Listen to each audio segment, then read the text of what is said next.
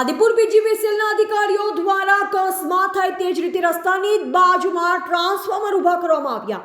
કિડાણાની પૃથ્વીનગર સોસાયટીમાં આદિપુર પીજીવીસીએલના જવાબદાર અધિકારીઓ દ્વારા સોસાયટીના મેઇન રસ્તામાં અકસ્માત થાય તે રીતે ટ્રાન્સફર અને થાંભલા ઊભા કરતા અવરજવરથી પરેશાન. આ ટ્રાન્સફર પણ પૃથ્વીનગર સોસાયટી માટે નહીં પણ બાજુની સોસાયટી કરંજીનગર માટે ઊભું કરવામાં આવ્યું. સ્થાનિક દ્વારા જાણવા મળતી માહિતી મુજબ જ્યારે ટ્રાન્સફર માટે થાંભલા ઊભા કરવામાં આવ્યા ત્યારે તારીખ 22 સપ્ટેમ્બરના રોજ જવાબદાર અધિકારી પટેલ સાહેબ અને ઠક્કર સાહેબને ટેલિફોનિક અને વોટ્સએપના માધ્યમથી ફોટા મોકલેલ. આ પછી આજે ટ્રાન્સફર લગાવી નાખવામાં આવેલ છે, જ્યાં ફક્ત જગ્યા 10 ફૂટ છે અને બે બાજુ થાંભલા આપેલ હોવાથી કોઈ અકસ્માત બનશે તેનો જવાબદાર કોણ તેવા સવાલો ઊભા થયા છે. જ્યાં કરંજીનગરની સોસાયટીમાં 20 ફૂટ જગ્યા મળે છે, ત્યાં કેમ ટ્રાન્સફર ઊભું કરવામાં આવ્યું? શું આ કામમાં ઠક્કર સાહેબની મિલીભગત છે કે શું? જો મિલીભગત હોય તો કરંજીનગર સોસાયટીની જગ્યા પૃથ્વીનગરમાં ટ્રાન્સફર કેમ ઊભા કરવામાં આવ્યા?